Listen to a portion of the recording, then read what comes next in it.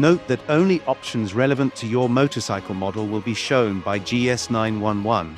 Consult the GS911 function chart at this URL for all options relevant to your motorcycle.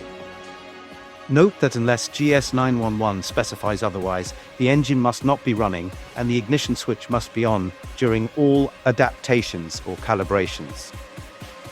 To reset the gear position sensor adaptation values of a compatible motorcycle, select the correct BMW model, click Engine Controller, click Service Functions, click Adaptations or Calibrations, click Reset Transmission, click Continue. When prompted, switch off the ignition. Then switch the ignition on.